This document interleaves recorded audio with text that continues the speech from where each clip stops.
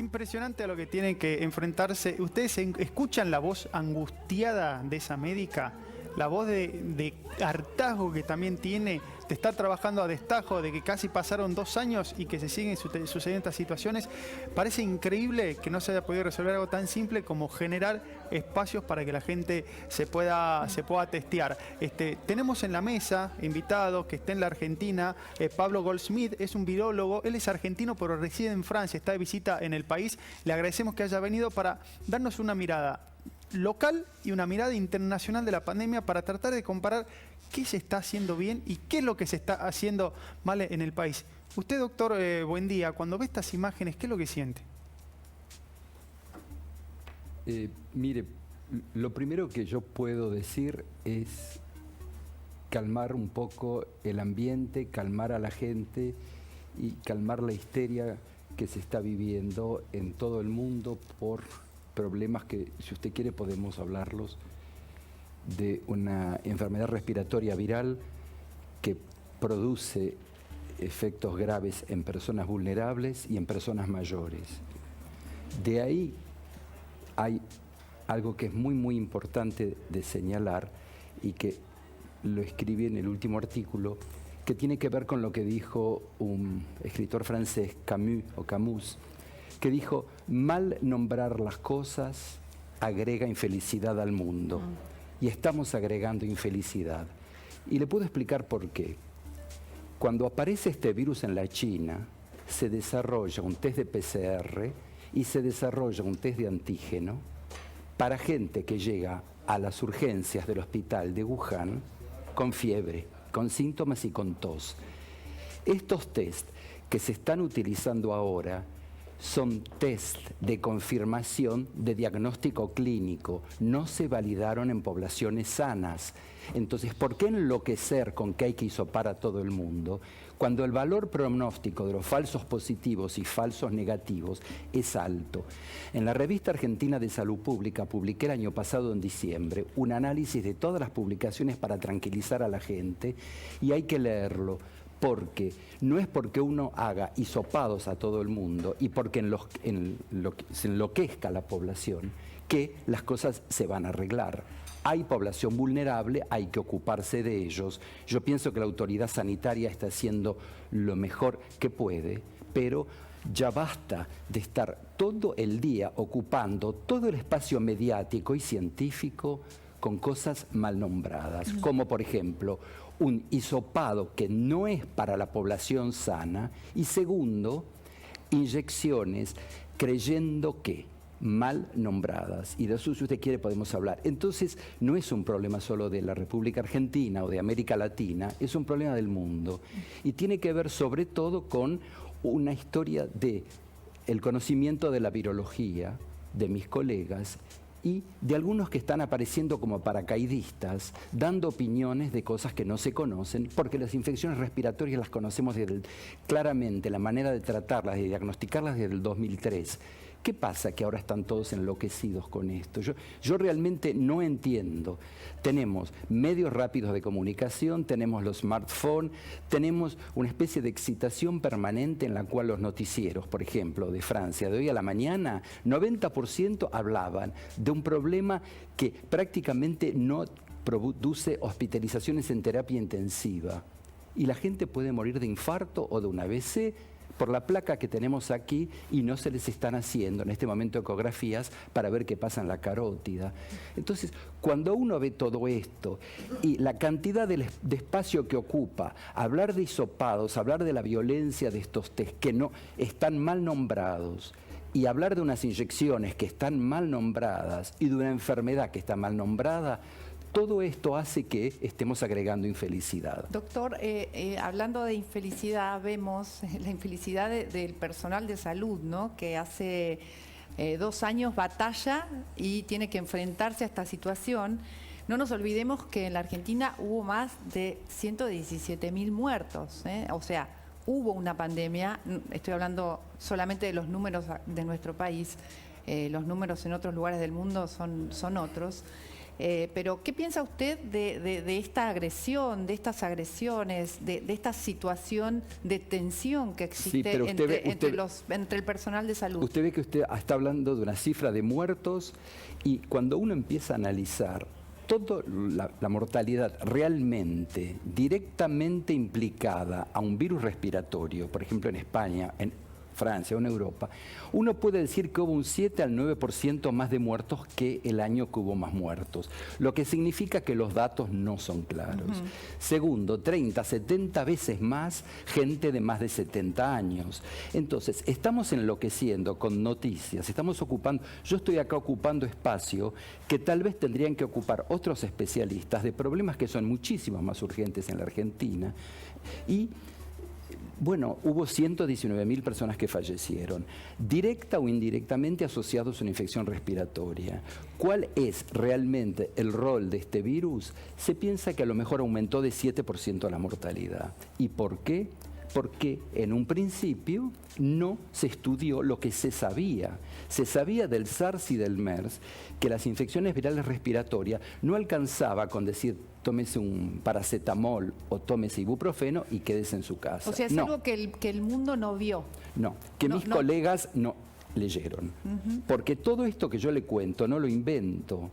Se sabía que cuando alguien tiene dímeros, significa que hay una lastimadura chiquita en el pulmón y que estos coágulos pueden producir trombosis. ¿Qué pasa? En todas las municipalidades de la República Argentina, ¿hay algún aparatito para medir dímeros, para meter a la gente con anticoagulantes intravenosos o subcutáneos? Yo no lo sé. Ese es el problema. No hay que hacer resonancia magnética. Bueno, la resonancia son $3 millones el aparato, pero un aparatito para hacer dímeros no es caro. Contar glóbulos blancos no es caro. Entonces, una persona llega, usted ve que tiene síntomas. Mire qué fácil que sería el algoritmo que ahora se aplica y que lo sabíamos desde el 2003. Los que estamos en virología, se le hace un recuento globular. Tiene linfocitos altos o muy bajos, hay un virus. Segundo, usted dice, ¿qué le pasa con la proteína C reactiva? Es una proteína que produce el hígado y que le está diciendo hay una lastimadura o una agresión. Perfecto, la hacemos. Número 3, está lastimado el pulmón, le hacemos los dímeros. Hay fiebre y la presión de oxígeno baja, en ese caso se le da cortisona, desde ese momento se bajó la mortalidad. Mire qué fácil hubiera sido que nos ocupemos de bien formar a los chicos, a los residentes, a los médicos, y no dejar que esto ocupe todo el espacio mediático y científico sin tener en cuenta que todo esto tiene una historia. Y así usted ve a los médicos que están de alguna manera sometidos a esta situación, porque veíamos estas imágenes de esta chica muy joven, médica, que hace horas y horas que está trabajando haciendo hisopados y que además tiene que ocuparse de otras situaciones al mismo tiempo, y la gente encima la enfrenta, ¿no? Ahora, usted sabe que, por ejemplo, en Francia, le puedo contar un detalle. Cuando uno analiza las cifras que dicen que, por ejemplo, en Marsella hay 70% de las camas ocupadas por COVID la semana pasada, y yo digo, no se puede decir qué cara dura, pero qué mala fe tiene la autoridad, porque dice 70% de 15 camas de una ciudad de varios millones de habitantes. ¿Qué pasa? Para las fiestas, el personal se fue de vacaciones, tiene derecho a las vacaciones. Entonces, no había personal, se habilitaron 15 camas, se crea un pánico absoluto, la gente se enloquece porque piensa que 70% de las camas de terapia están ocupadas. Pero no, 15 camas, ¿qué significan en una ciudad de varios millones? No está toda la información. Doctor, sí, yo lo escucho a usted describiendo cómo es la enfermedad, cómo se trata, que se conoce desde 2003, al menos los colegas suyos que están en virología, pero es grave. A ver, en mi caso, y perdón por la autorreferencia, yo estuve en terapia intensiva, estuve a punto de morirme. Usted tiene comorbilidades, ¿no es cierto? Tengo presión alta. Perfecto, entonces. Y le digo otra cosa, mi padre murió por COVID. Perfecto. Su papá, cuando él empezó a toser o a sentirse mal, ¿le hicieron los exámenes y enseguida le pusieron prednisolona? No. ¿Cuántos días esperaron? El problema es ese, es que hay un algoritmo A, B, C, D. Viene la persona, se hace... Bueno, todo esto se sabía. Ahora se está aplicando y ahora la gente se muere menos. ¿Cuántos días pasó hasta que la enfermedad se empieza a tratar correctamente? ¿Me entiende? Y Sí. eso es lo importante. Usted dice que estuvo mal asesorado, entonces, por ejemplo, el gobierno argentino, diferentes países. No digo el gobierno argentino, de ninguna manera, no. Eso no lo puedo decir, porque yo no vivo acá, pero sí le puedo decir que las autoridades sanitarias en Europa, que es donde yo vivo, fueron nombradas todas a dedo. Y usted, ¿cómo puede entender que las decisiones que toma el Poder Ejecutivo francés se hagan en un búnker antinuclear a 15 metros bajo el nivel de la Tierra? ¿Qué tiene de tan secreto esto? Bueno, se nombró gente y esta gente no conoce la historia de la virología.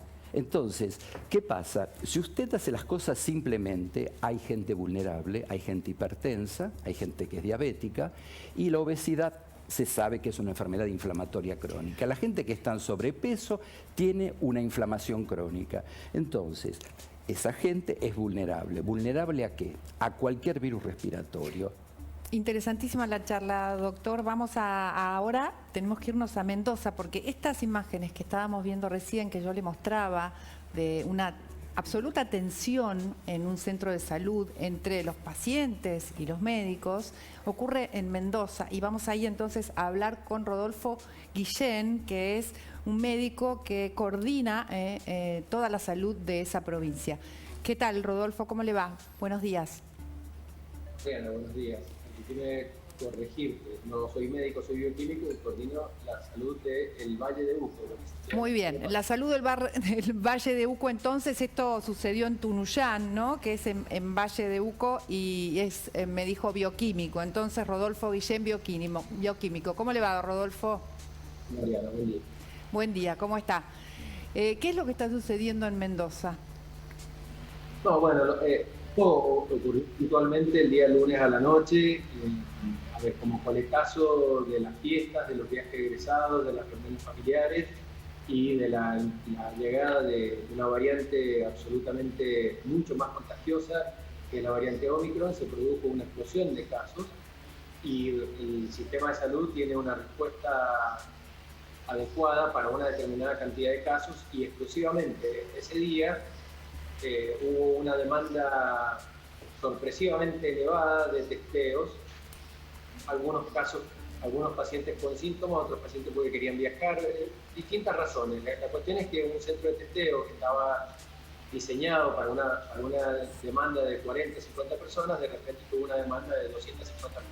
Entonces, esta médica, una médica joven que trabajó sin parar desde las 7 de la mañana, a esa hora estaba, digamos, sumamente agotada, no había parado de trabajar en todo el día y por lo tanto, ante tal demanda había una demora. Nosotros pretendemos que no ocurra esta demora y por lo tanto uno tiene que ir adaptando la respuesta del sistema. Y esto ocurrió exclusivamente en un día y bueno, la verdad es que la gente tiene muy poca empatía, la gente no tiene paciencia, no es que tenga que esperar, nosotros queremos que espere.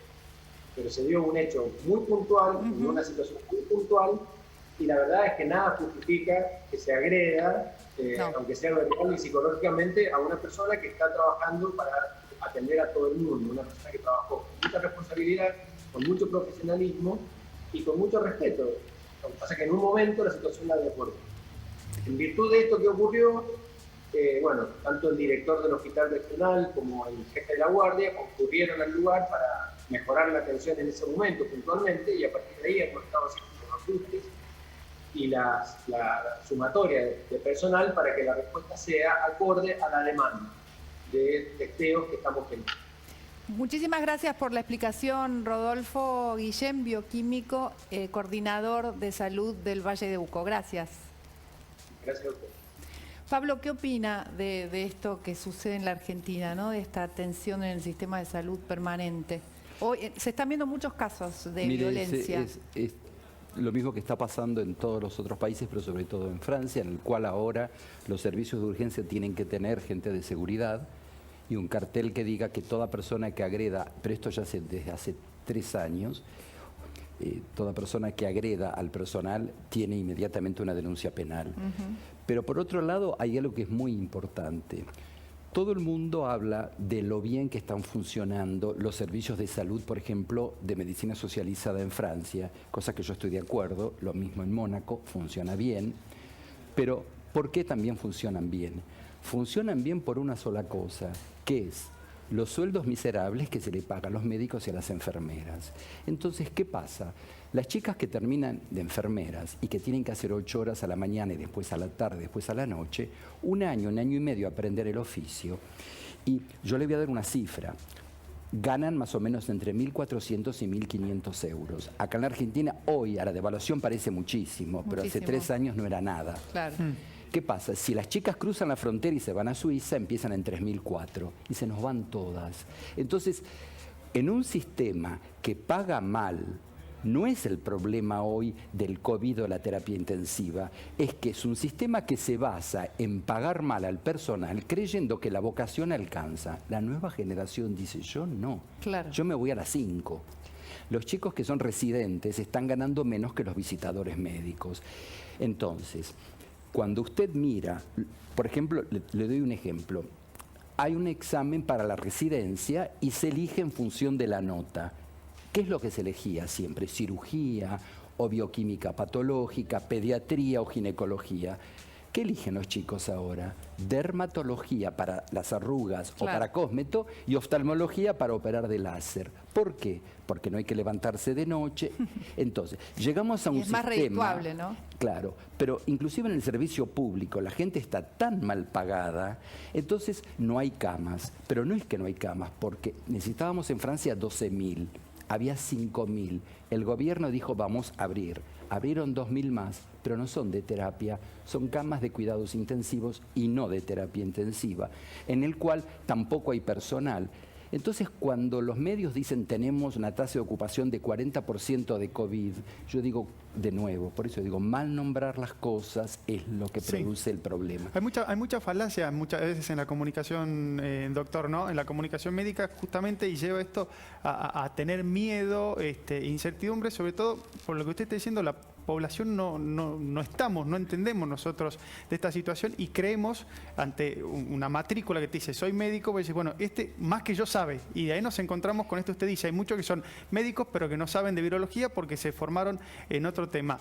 Un tema que estamos muy en boga ahora en Argentina justamente, doctor, porque se acaba de aprobar, es el tema del autotest. ¿Qué opinión tiene usted respecto de esto y cómo está funcionando, por ejemplo, si ya funciona en Francia? Mire, yo estuve haciendo la semana pasada, no autotest, pero test de antígeno.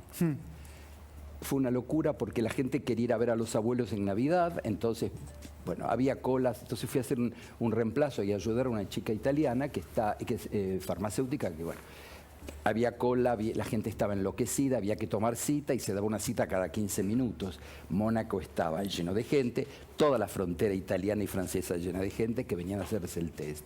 Fíjese usted que de los 4 positivos que yo obtuve, que me dieron positivo, 3 tenían 3 dosis de vacuna. Por eso yo digo, mal nombrar las cosas agrega de vuelta infelicidad, porque esta gente no estaba protegida de la infección, estaba tratada con una inyección que le evitaba ir a terapia. De nuevo, no es una vacuna, es un tratamiento profiláctico. Ahora, estos autotest son bastante caros porque cuestan, digamos, si usted compra la caja de 25 test, le cuesta más o menos $2 por test, traídos en Francia. El gobierno le paga al farmacéutico 27 porque tiene que ponerse un guardapolvo, guantes y es gratis. Sí, viene con receta. Si la persona lo quiere por hacérselo solo, lo paga. Ahora, ¿usted se imagina los que son mozos de un bar que tienen que hacérselo todos los lunes o todos los martes porque el test dura 72 horas? No lo pueden Digamos pagar. que es una locura. Claro. Todo esto es con respecto, no los autotest, a los que se practican en farmacias. Bien. Por otro lado, los autotest, si están mal hechos porque hay poco material, no sirven. Pero por otro lado, no están hechos para la población sana. Son los mismos test de antígeno que se hicieron en la China para la gente que va con síntomas a las urgencias de un hospital. Entonces, el autotest, de vuelta, está mal nombrado porque no es un test de, digamos, de depistaje o de ver quién está infectado o no, Porque uno puede tener 30 a 40% de gente que el test sale negativo, tiene virus. Claro. Y otros que tienen restos de virus porque son proteínas que detecta el autotest y pueden ser infecciosos. Entonces hay una tal confusión y hay un tal terror. Yo realmente... Pero no me queda claro, doctor, Sí. ¿sirven o no sirven? No. ¿Para qué cosa sirven? ¿No sirve que yo si tengo fiebre y tos me haga un autotest? Si usted tiene síntomas, Sí. ese test tiene una capacidad de detectar el virus, pero en 30% de casos usted puede tener el virus y el test se lo va a detectar mañana o pasado. Ok. Porque sale positivo a partir del 5º o 6º día. Y usted dice Bien. 5º día del contacto, 5º día del contagio, 5º día de los síntomas. Entonces, todo esto es tan complicado que Sí. lo mejor es tener un médico, bien formar a los médicos, explicarles cuál es el valor del hisopado con PCR, cuál es la indicación precisa, hacérselo a los que lo necesitan y calmar un poco a la gente de todo este estado en el cual un problema de mal nombrar cosas y de desconocimiento del tema hace que se enloquezca al planeta. Doctor, me gustaría que se quede con nosotros y vamos a sumar, está Nacho Damonte con la doctora María Alejandre, presidenta de la Obra Social de Farmacéuticos y Bioquímicos, que nos va a mostrar justamente esto, es el autotest y cómo funciona acá con uno de los que ya se aprobó en Argentina. Ignacio, ¿cómo te va? Buen día. José, ¿cómo estás? Bueno, es uno de los temas del día, ¿no? Me parece la aprobación que ya ha dado curso el Gobierno Nacional, que saldrá por boletín oficial, en la cual se va a permitir que todos los argentinos podamos ir a las farmacias y comprar un autotest de antígenos, ¿sí? Para por lo menos sacarnos la duda, si tenemos síntomas, sobre todo, de que somos positivos o no. Nosotros estamos con la doctora, como vos la presentabas recién, bioquímica, docente de la UBA, vicepresidenta de la Obra Social de Bioquímicos, que bueno, que nos va a guiar un poco, ¿sí? Lo vamos a tratar de hacer paso a paso, cuidando los protocolos. Ahora estamos con el barbijo, estamos en un lugar cerrado. Vamos a tener que utilizar el alcohol en gel primero. Así que, bueno, doctora, gracias por recibirnos. Primero, cuénteme, ¿de qué marca es este kit? Si es que sabe o si es muy parecido al que veremos en la farmacia. Bueno, sí, buenos días. Primero, muchas gracias por estar. La verdad que es de elección que pueda la gente tener a un profesional bioquímico, en este caso conmigo, para que lo podamos guiar en los pasos a pasos de la realización de estos autotest, que son orientativos, que dan una idea de cómo está el paciente en ese momento, de que tienen una mejor reacción cuando el paciente presenta síntomas, si no la cantidad de falsos negativos aumenta, pero que también puede tener algún falso reactivo, alguna reacción, digamos, espuria, débil, y para todo eso la gente tiene que saber que en ese momento va a venir con el bioquímico al laboratorio de confianza para poder hacer un test confirmatorio. Recordemos, es importante, que es prácticamente mandatorio, obligatorio para el que compra el autotest enviar el resultado a la farmacia, ¿no? Si no, no tendremos estadísticas. Sí, se ha establecido, el Ministerio de Salud estableció que las farmacias van a tener un código QR para cada uno de los test que le venda a la gente va a asistir y va a llenar una planilla de manera de comprometerse en avisar el resultado que ha tenido del test que se realizó en su hogar. Ese resultado puede avisarlo directamente a la farmacia donde compró el test o directamente la persona con ese código QR subirlo. Cargarlo en la página web del Ministerio de la Salud. Bueno, doctora, le voy a pasar el micrófono, ¿sí? Usted me va a ser asistente unos minutos nada más.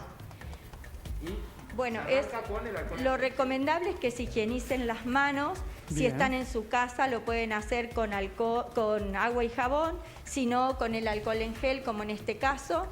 Sacamos el barbijo. Te sacas el barbijo. Los hisopos que vamos a utilizar en estos dispositivos son un poquito más chiquitos, más amigables que los de uso profesional, para que la gente tenga la mayor facilidad para introducirlo en sus narines. Arrancamos con el hisopo, ¿verdad? Por favor, dale, toma. Cerrado. Tiene cerrado. Lo abrimos para hacerlo más fácil. Este es el hisopo, ¿sí? Sí, las presentaciones pueden variar, pero básicamente estos son los pasos con los que la gente se va a encontrar.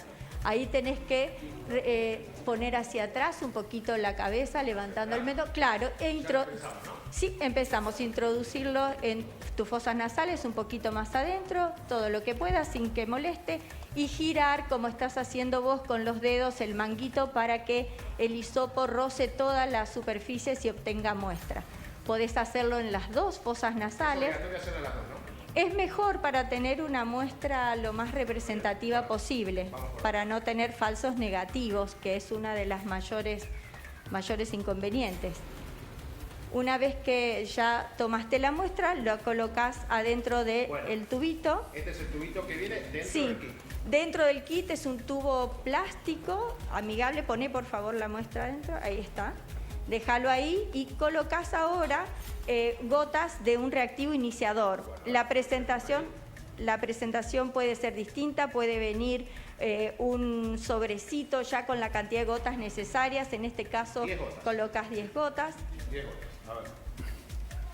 Y ahí lo que va a estar ocurriendo es que la muestra de las fosas nasales del paciente va a ir a la solución, es decir, la cantidad de virus que nosotros hayamos podido tomarnos a nosotros mismos, perfecto. Tenemos que pasarla a la solución. Entonces ahí conviene girar 10 veces hacia un lado, 10 veces hacia el otro, para que la cantidad de muestra caiga en la solución.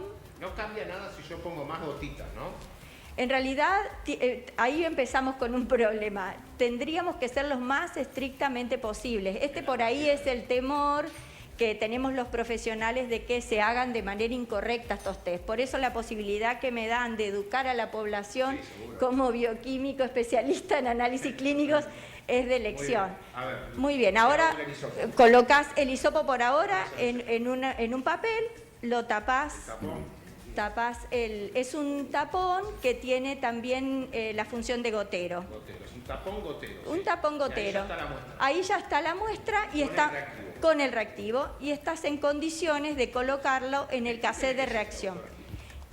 Este es un cassette de reacción en donde vamos a colocar la muestra. Si me querés tener el micrófono, vamos a colocar la muestra en este orificio.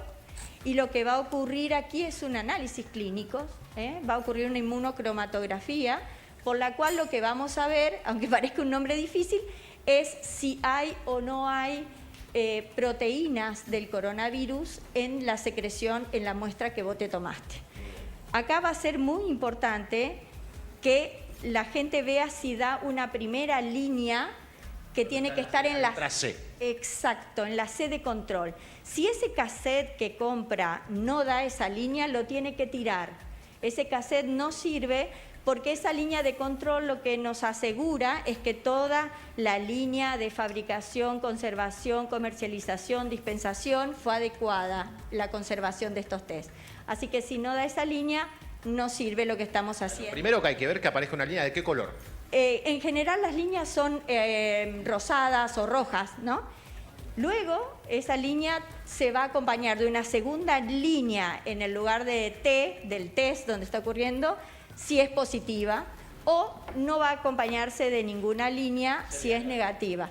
El tema es que a veces esto que uno lo explica tan sencillamente puede tener falsos positivos, puede tener como apariciones, señales espurias, señales débiles, y ahí es donde la gente puede no interpretar adecuadamente lo que significa. Así que, bueno, siempre que haya cualquier situación particular, vienen a los laboratorios con los bioquímicos. Consultar con el farmacéutico, como se dice normalmente, ¿no? O realizar Claro. el confirmatorio en un laboratorio para poder... Bueno, doctora, sosténgame otra vez.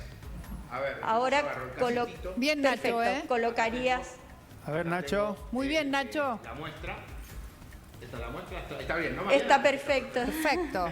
Hola, Mariana. Hola, Esta es la ¿cómo muestra. estás? Sí, nosotros acabamos, Muy bien. acabamos de mezclar, ¿sí? Sí. La ponemos aquí mismo. 4 ¿no? gotas, apoya el cassette Apoyo el cassette. y pones 4 gotas en el lugar donde va la muestra. 2, 3, 4. Perfecto, eso lo Esto dejamos vuelve a la aquí un servilleta que ratito va a ser ahí. desechado luego, ¿sí? Después vemos cómo guardar todo y ahora dejás el cassette. Si la cámara lo puede tomar, se puede ver cómo va avanzando. ¿Ves? La Mirá muestra, va cómo va... ¿Llegás ahí, Johnny? Va cambiando el color, ¿lo notan? Sí. Ahí sí, sí, está sí. empezando a ocurrir el análisis clínico, ¿m? Y está la muestra reaccionando con los ¿Cuánto puede tardar, doctora? 15 minutos.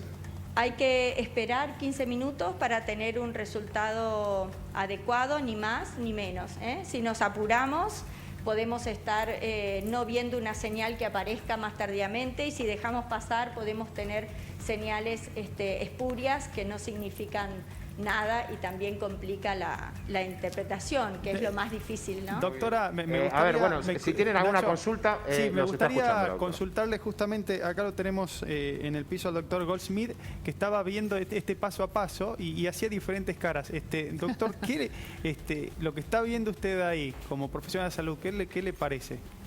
Bueno, el test lo hacemos todos los días, 100 veces o 200 veces. Lo que le quería comentar es que cuando la gente no va a tomar células del epitelio nasal, cuando por ahí tiene miedo de raspar, De lastimarse. o de raspar por ahí un poquito, porque a lo mejor la cuestión es que sea profunda. No es que sea mejor de un lado o del otro, hay que hacerlo de los dos, porque a veces hay secreciones y no sé. Entonces lo mejor es hacerlo de los dos lados. La rayita que aparece arriba, lo que le está diciendo a uno es hay material, hay células epiteliales y la muestra está bien tomada. Bien. Si lo de arriba no aparece y da negativo, es que la muestra está mal tomada. Generalmente estos kits tienen buen control de calidad en principio, entonces si uno no se anima a dar vueltas 5 veces en la nariz de un lado y 5... Yo siempre digo, cuando sienta ganas como de llorar, es que más o menos ahí... Bueno, eso es lo el que le fue reflejo- la reacción que tuvo nuestro compañero. Sí. Ignacio, Se claro. lo notaba con ganas de llorar. Cuando uno tiene digamos. como ganas de llorar significa que, bueno, ahí ya está. Entonces da vueltas 5 veces, del otro no hace falta lastimar, no hace falta más nada. Ahora, esto está hecho, tiene un objetivo, que es confirmar un diagnóstico clínico. Yo no sé qué significa enloquecer de nuevo a la gente, que salgan corriendo a comprar esto. ¿Por qué? Porque imagínense ustedes que estamos con diferencia nosotros de clima o de tiempo, porque estamos en invierno en Europa, y ahora todo el mundo estornuda y está resfriado. Tenemos unas epidemias de rinovirus, o sea, de virus de resfrío común. La gente está enloquecida comprando esto todo el tiempo, haciéndole a los chicos en la escuela todos los lunes y todos los jueves. ¿Ustedes se dan cuenta qué sentido tiene todo esto cuando se sabe que la gente vulnerable tiene que estar vacunada, cuando se maneja bien la enfermedad? ¿Por qué no se transmite un poco de serenidad a la gente que está escuchando y mirando? ¿Y por qué no estudiamos bien la historia de la virología de los virus respiratorios, sabiendo que no se eliminan y no se erradican? Esto, como el virus del resfrío y como la gripe, si todos los años nos resfriamos, y si algunos resfríos son por coronavirus, y hay coronavirus que son más virulentos que los otros, para los cuales hay en este momento un tratamiento, entonces calmemos un poco el juego y digamos, ustedes están resfriados, tienen fiebre, bueno, el test les puede decir tal cosa. El médico tiene que decidir en función de 3 análisis que le va a hacer y se acabó el tema y se calma un poco la situación. ¿Y cómo sería calmar la situación, doctor? Explicando... Sería, por ejemplo, dejar libremente que empiece a circular y... Ese tema no lo puedo decidir yo, porque usted sabe que hay un juego político sobre en cada país Claro. con respecto a cómo se maneja. Pero es tal la angustia. Usted se imagina por qué hablo de Europa, porque en la Argentina no conozco, porque el Poder Ejecutivo y los ministros de la Salud están tan enloquecidos. Porque en Europa tenemos un ministro de Salud que está acusando de criminales a los médicos no vacunados. O sea, ¿de dónde viene esta locura? ¿De dónde viene? Primero, ¿viene de dónde? Viene que al haber separación de poder legislativo, ejecutivo y judicial, los funcionarios públicos del Poder Ejecutivo le tienen miedo a los jueces, diciendo usted no hizo lo que tenía que haber hecho. Entonces, hacen el máximo, con el máximo de miedo para protegerse. Nadie va a decirle a un político, usted hizo demasiado. Siempre le van a decir, usted no hizo lo que tenía que hacer. En nombre del miedo al Poder Judicial, se infantiliza al pueblo diciendo lávese las manos. ¿Usted se imagina que un ministro no tiene otra cosa que decirle a la gente lávese las manos cuando hay problemas tan importantes como las bioterapias para los tumores, cuando en este momento ciertos cánceres de pulmón se pueden tratar como que no se podían tratar hace 5 años, que tenemos diagnóstico genético de un montón de enfermedades tumorales y están todo el día diciendo lávese las manos? ¿Sabe cuál es el problema muchas veces en ese punto, doctor? Que la gente no lo siente algo próximo. Lo hablábamos hace unos minutos cuando presentábamos acá, por ejemplo, el tema del trasplante de corazón de un nenito. La gente no lo siente cercano hasta que no le pasa. Y lamentablemente la pandemia en este punto, o el coronavirus en este caso, la gente lo siente cercano porque todos tenemos más o menos cerca alguna persona que la pasó mal, alguna persona con comorbilidades o sin comorbilidades que murió. Entonces, desde ese punto creo que se genera eso, y entiendo lo que usted nos plantea de que hay que llevar tranquilidad y que hay que llevar mesura. Pero mire, hay tratamientos... Sí, perdón, José, y al doctor, también a Mariana. Primero, comentarles que ya se prendió la línea de control. Vimos la línea recién, ¿no? Exactamente, y bueno, yo suscribo lo que dice el doctor en el piso respecto del uso racional de estos métodos que tenemos a disposición. También es cierto que la gente ahora está asustada y preocupada por esto, se la asustó y se la preocupó tal vez en demasía por esto. Hablábamos que se la malinformó también, ¿no, doctora? También, y entonces ahora es como que cuesta a los estados establecer políticas públicas que den un poquito de sentido común y serenidad. Entonces, en ese punto, al menos desde donde los bioquímicos podemos ayudar, es a explicar estos test que la gente los tiene, se aprobaron, están, los van a usar, que sepan cómo es la mejor manera de usarlos y cuándo usarlos, y sí, que tengan serenidad, porque si no realmente es una avalancha de recursos mal utilizados y de personas angustiadas. Incluso comentábamos antes, doctora, que se anunció desde el Ministerio de Salud que si uno cuenta con síntomas y en contacto estrecho, se pide que ya te quedes en tu casa y no te vayas a hisopar a una UFU por riesgo de poner a otros en riesgo de contagio o de contagiarte cuando no tenés el virus. O sea, va cambiando constantemente también la disposición. Eso confunde. Si nos confunde a nosotros que estamos informados, no me quiero imaginar al que trabajó 12 horas, volvió a la casa, prende la tele y ahora le dicen, si tenés síntomas, quizás lo mejor es que te quedes en tu casa, no vayas a una UFU porque puede ser peor.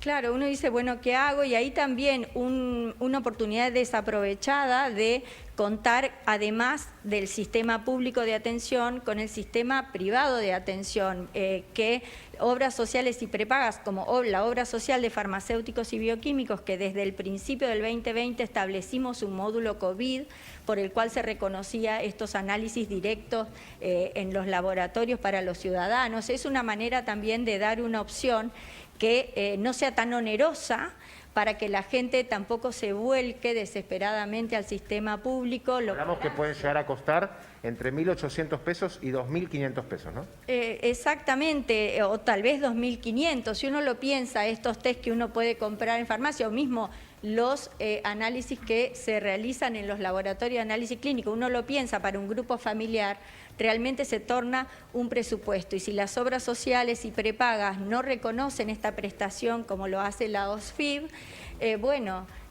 todo indica que se va a tender a ir a un sistema público que ya estaba colapsado antes de la pandemia, y ahí yo sumo la preocupación del doctor respecto de que, por ejemplo, en Argentina la primer causa de muerte son las enfermedades crónicas no transmisibles, que a su vez son prevenibles, son detectables precozmente a través de análisis clínicos y con un seguimiento de un equipo interdisciplinar de nutricionistas, médicos, deportólogos, bioquímicos, farmacéuticos, se puede tratar de que ese paciente no desarrolle a futuro, detectando precozmente alguna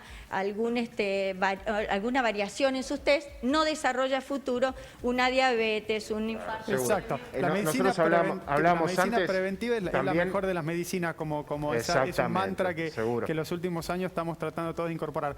Nacho, vamos a ir ahora a una pequeña pausa para esperar el resultado pequeño del comentario testeo. puedo hacerle 15 rápido. minutos, ¿no? Sí o sí 15 minutos, ¿no, doctora?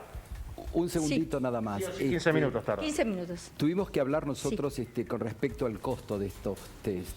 El costo de estos test, cuando uno compra cajas de 25, que es lo que puede comprar la farmacia, salen más o menos, salidos del aeropuerto de China, $1.80 y llegados acá, $2.20. Es importantísimo que el poder público lo sepa, porque no puede valer 10. Bien. ¿Sí? Exactamente. Entonces, Totalmente. salida de Pekín, 1.80, 2.20. La semana pasada costaba 2.50. Los autotest costaban 7. Entonces, ya traídos y sacados de aduana. ¿Qué quiere decir? Que no se puede vaciar en este momento el presupuesto ni de las provincias ni el presupuesto nacional con pagos altísimos de estos test cuando sabemos cuál es el precio internacional. Y sería una pena que los recursos se gasten en algo que no sabemos o que sabemos que realmente no es muy útil y encima caro. Doctor, antes de despedirlo, quería hacerle una pregunta así última. ¿Vamos hacia el fin de la pandemia con esta nueva variante Omicron? ¿Vamos a estar todos inmunizados? Mire, cada vez que alguien hace una secuencia, o sea, lee el genoma del virus, mucha gente, como yo digo, no puede ser que toquen a una pipeta y hagan una conferencia de prensa. Ahora Omicron, Delta, ¿qué significa? Que hay letras en el gen que son distintas, ¿sí? Bueno. Los virus con ARN necesitan, para la progenie, cuando se reproducen para los virus hijos, copiar esa información. ¿Quién lo copia? Lo copia una enzima. Pero es la misma actitud que tienen nuestras células. Nosotros estamos todo el tiempo replicando la piel, todo el tiempo replicando, y la enzima copia. Copia letras del ADN o del ARN. Cada 1000 letras se equivoca. Y eso se sabe y nosotros lo leemos cuando hacemos secuenciación. ¿Qué quiere decir? Que yo saco el virus y lo cultivo, voy a tener el virus con letras distintas. Cuando hay muchas letras distintas, digo, es una variante. ¿Cómo es posible que algo que, por ejemplo, para el HIV, cuando usted tiene una persona que tiene HIV con alta carga viral, tiene 1000... ¿Vamos hacia el fin o no de la pandemia? Sí. Cortito, que nos tenemos que ir a un corte. No, lo que le estoy comentando es que no se sabe Okay. y que las variantes no es en este momento el verdadero problema. Bien. También es un problema de mala información. Ok, no se sabe entonces, no sabemos. Y probablemente no. Muchísimas gracias, doctor. Muy interesante, interesantísima la charla.